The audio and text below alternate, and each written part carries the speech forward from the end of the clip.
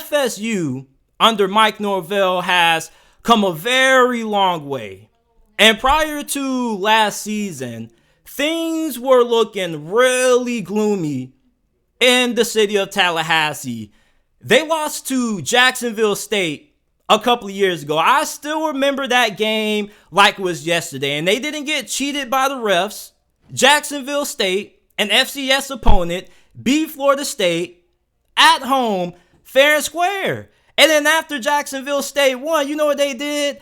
They went into the middle of Doak Campbell Stadium and they planted their flag in the middle of Florida State's field. And then everybody was starting to question Mike Norvell. They was like, oh my goodness, we whiffed on hiring Mike Norvell. We got to move on from him. And last season, around this time, I came on here and said that I expected Florida State to win at least 8 games or more. And surprisingly, a lot of Florida State fans did not share my optimism. And the reason why I was so surprised is because I'm a Miami Hurricane fan. I know. You guys probably like, JT, what the hell are you doing talking about the Florida State Seminoles and you're a Hurricane fan? Chill out, man. First of all, I'm not biased, okay? And second of all, I bet my homeboy $100 that FSU is going to win at least 8 games or more in 2022. And he happens to be a Florida Gator fan. And he was saying, man, Florida State, they ain't even going to make it to a bowl game. Mike Norvell ain't a good coach. Jordan Travis, he isn't going to improve as a passer. And I told him, okay, bro, I think you're being a little bit biased because you're a Gator fan, but watch Florida State win 8 games. And what did Florida State do? They didn't win just 8 games. They won 10 games. And for Florida State, man, I think that this is the best team in the ACC going into the upcoming college football season. You may be like, man, JT, what about Clemson? You remember what Ric Flair used to say? To be the man, you have to beat the man. And that is true, but trust me, I believe it's coming. Clemson, they beat FSU last year, but I have a really strong feeling that Florida State is going to knock off Clemson this year. This is probably the most talented Florida State team that we've seen in a very long time. And coming from a Miami Hurricane fan, I'm going to keep it 100 with y'all boys. I'm a little jealous. I mean, this FSU team, y'all looking nice. Y'all looking nice. You got Jordan Travis coming back. He was Pro Football Focus, highest graded quarterback in all of college football last year. He's expected to be a contender for the Heisman Trophy.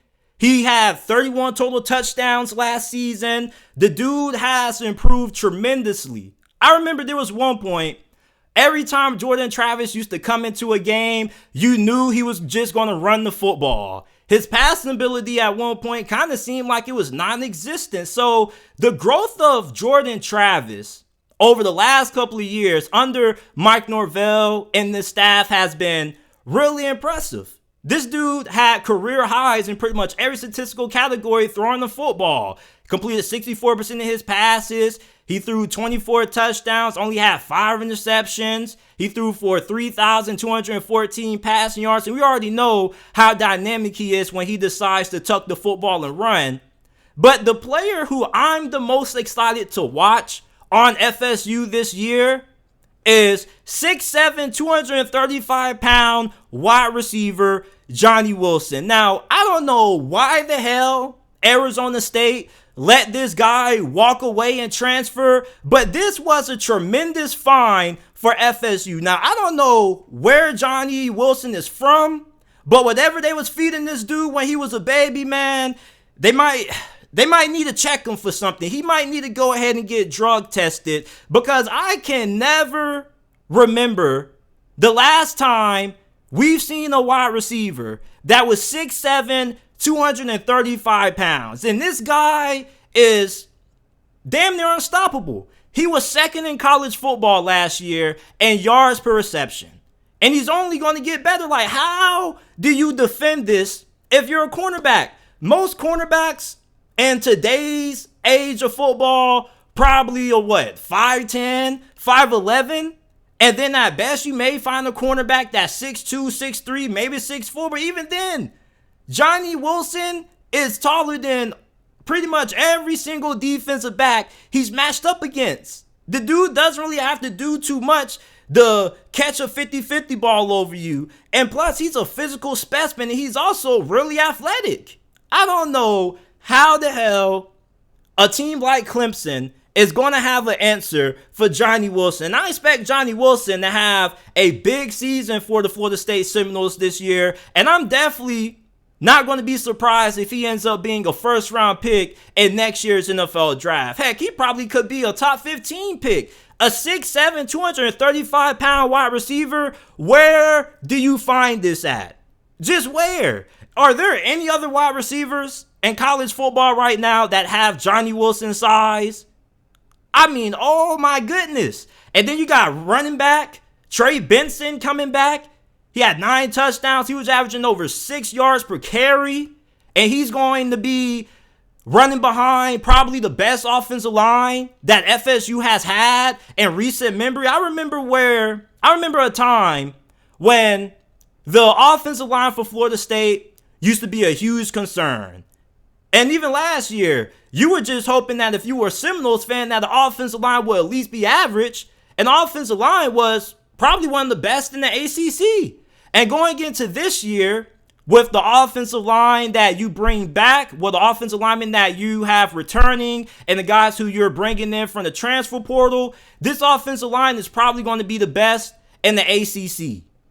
And another guy who I'm really excited to watch, another find who they got out of the transfer portal, is former South Carolina tight end Jaheim Bell. Now, you guys know I'm a huge fan of Jaheim Bell, and I watched a lot of him when he was at South Carolina. And when I tell you that this dude can do everything, I'm not just saying that just to say that. This dude literally can do everything. At South Carolina, I watched this dude play wildcat quarterback, line up at H-back, tight end. He probably can line up at wide receiver. Like, you have a versatile chess piece that you pretty much can line up on any part of your offense, and he's going to be a mismatch for whoever's defending them. And this guy is one of the most athletic tight ends in all of college football. He's up there athletically with Brock Bowers. And then you also were able to get one of the best cornerbacks in this transfer portal cycle, and Fentrell Cypress, who transfers from the University of Virginia. He's going to be a big boost to that secondary. And this is a defense that returns 94% of the production that they had from last year. This FSU team, man, I think they're legit this year, and I think they're going to make a statement this season. You know, we always ask, when is Miami going to be back? When is Texas going to be back? We need to be asking ourselves, is Florida State going to return to the ranks of the college football elite?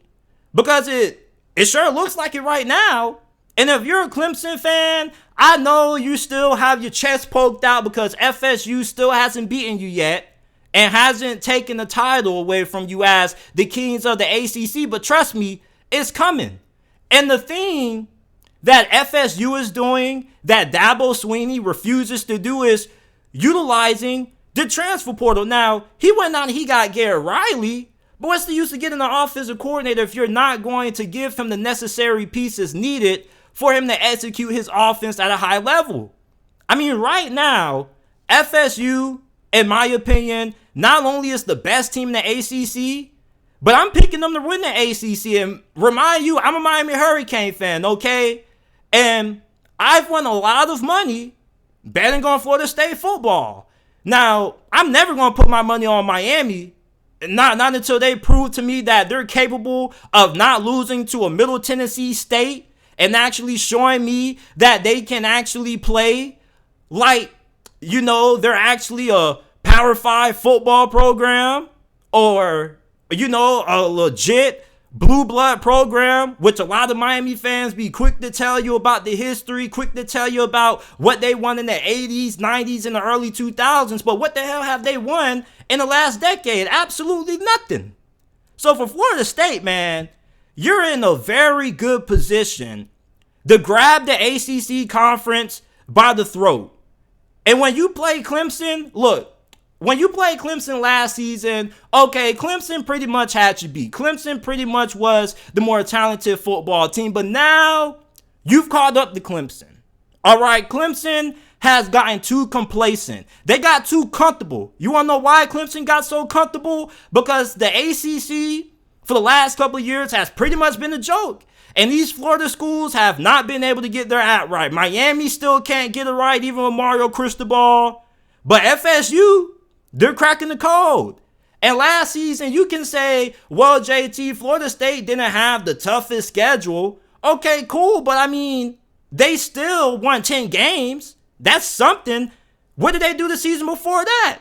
They weren't all that great. They were losing to Jacksonville State. Remember that. Remember how far FSU has come. They've went from losing to Jacksonville State to being pretty much my favorite to win the ACC. And even Vegas kind of has Florida State as a favorite to win the ACC. And the reason why I say kind is because it kind of keeps fluctuating. One day, some odds makers will have Florida State as the favorite to win the ACC, and then you wake up the next morning and all of a sudden Clemson's the favorite to win the ACC. But when you look at this Florida State roster going into this season, I don't know how you can't be excited if you're a Noles fan, because this is one of the most talented Florida State teams that we've seen in a very long time, and I believe they can do some damage this year. You got edge rusher Jared Verse coming back. He could have been a first-round pick in this past year's draft, but he decided to come back, and now he's getting talked about going potentially in the top 10 of the 2024 NFL draft. You have defensive tackle Fabian Lovett, one of the better interior defensive linemen in the nation. Your linebacker core is really good, and your secondary is going to be really good. Also, like, this Florida State team going into this year, honestly, pretty much has no flaws or no considerable holes to worry about. This offensive line is going to be the best it's been in years. You have a star quarterback in Jordan Travis. Like, these were all things that we were questioning going into 2022. And a year later, all these things are strengths. And they had the 6th best transfer portal class according to 24/7 Sports. And they returned the majority of their best players from last season. Now, they had a couple of guys who ended up graduating and leaving for the NFL draft. But for the most part, this is pretty much the same team from last year. Now, they play LSU week 1, and that's going to be a really big game because LSU is pretty much in a similar situation that Florida State's in right now. They took everybody by surprise last year with how good they were year 1 under Brian Kelly, making it to the SEC championship game. They have a lot of momentum going into this upcoming season. And they're also a team who's also looking to get back to the ranks of the college football elite. And then you got to play Clemson on the road. And that pretty much is going to be the game that's going to tell us everything that we need to know about where Florida State is as a program, because we're going to judge how successful Florida State is this season largely based on if they're going to be able to beat Clemson and if they're going to be able to win the ACC. And right now, if I was a betting man, I would have all my money on the Florida State Seminoles winning the ACC, and I have no problem saying that being the Miami Hurricane fan. As a matter of fact, I have a strong feeling that y'all probably going to beat us. Okay, and, you know, I hope that Miami ends up smacking y'all. You get what I'm saying? Like, I'm rooting for y'all, but I'm not rooting for y'all when y'all play the Miami Hurricanes.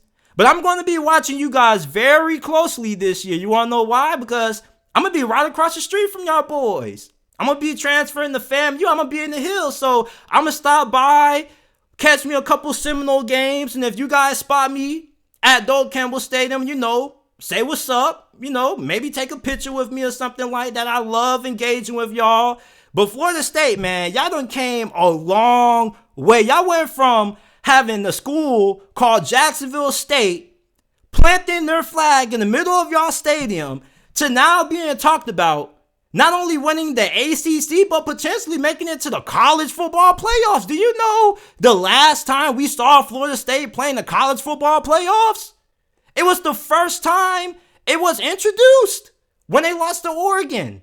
That's how long it's been since FSU has been in the national spotlight. And everybody I know is already hopping on the FSU bandwagon. But just remember, we kind of already saw this coming last year. Florida State, man, these boys look like they're about to put the college football world on notice. And they're about to let everybody know that the Florida State Seminoles are back. And I think that this is going to be their statement year. They have a lot of talent returning. You bring in even more talent through the transfer portal. And with Clemson, their inability to develop offensive linemen and to get better receivers, I think that's going to hurt them. And after FSU gets them smacking Clemson around this year, I think Dabo Swinney's going to get a dose of reality, and I think he's going to end up getting humbled a little bit. And once that happens, I think you're going to start seeing Dabo Swinney and Clemson utilizing the transfer portal, because eventually they're going to get tired of getting smacked around by FSU, and they're going to have to find a way to come out with a counterpunch. And that counterpunch is going to be Dabo Swinney swallowing his pride, gulp, and hitting that transfer portal.